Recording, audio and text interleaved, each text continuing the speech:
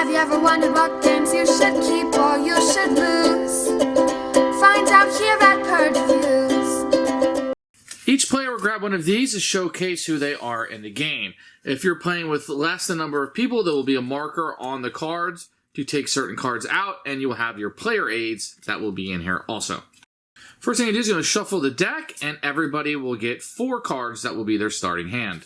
Then you're going to take the deck that's shuffled up and unveil a number of cards based on the number of players. So in a 3-player game, we will be putting out 5 cards that will be put out face up for all the players to see.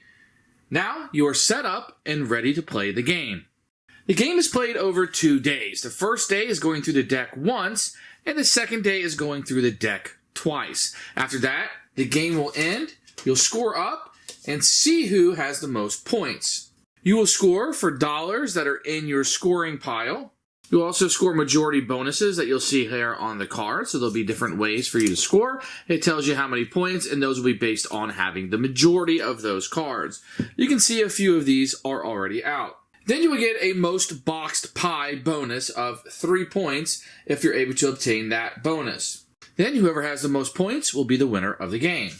First thing you do on turn is going to take an action, which means you can take a card from the row, or you can play a card from your hand. Not both, one or the other. If you want to take one of these cards, they all have a cost. The one closest to the deck, which is this one, will cost 2 discards from your hand.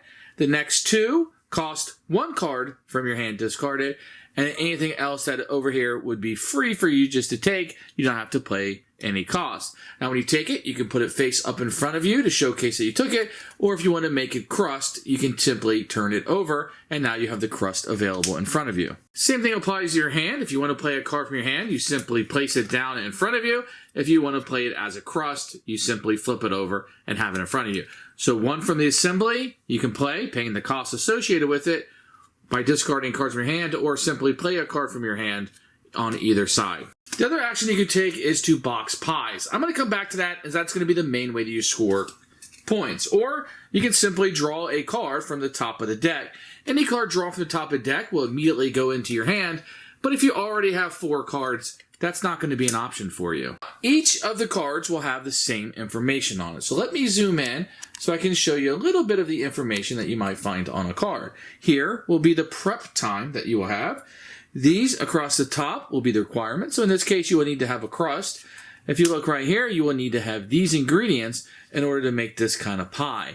So they may have a requirement on top of it when you're boxing it up. This is how many points you're going to earn for boxing that up. And this tells you if it has crust or filling or whatever the requirements may be. That's more for informational purposes. And this tells you the type of pie, and that is just for fun that you'll have. This is a sweet potato pie versus a key lime pie. Now, if each player drafted a card, let's say this card was drafted by me, it has a 2 o'clock prep time. If my opponent had drafted this card, it has a 3 o'clock prep time. So at the second stage, after everybody's drafted a card or played a card, you'll be able to look at these cards and see which one has the earlier prep time. Whoever has the earliest prep time will go first in the next round. If you box pies or did something that doesn't have a prep time, then you will go last in the round. Now, any cards that you took this round that are placed face down into you, you can put them where it needs to go.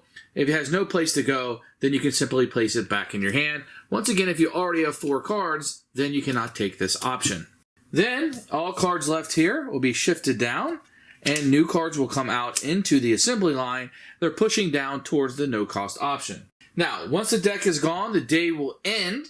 What you'll do is any pies left after night go stale. You must discard 1 pie containing at least 1 filling, and you may choose which pie to discard that's in front of you.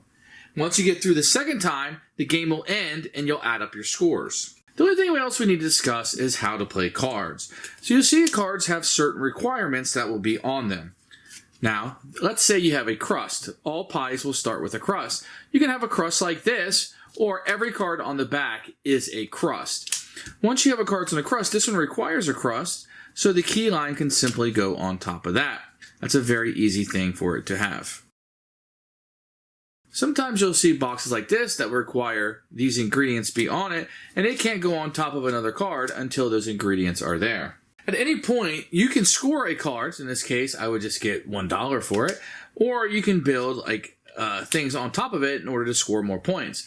So when I score this, I will put this into my scoring pile, and this card will go back into the discard pile to be used in the second day if we're still in the first. So you're only going to score whatever is on top of it. So a 3 on top of a 1 is not a 4. Instead, just for clarification, it's only a 3. So you're going to score points for these at the end of the game, for any bonuses that you have, and then whoever boxed up the most pies. You'll get 3 points for that. Whoever has the most points is the winner of the game.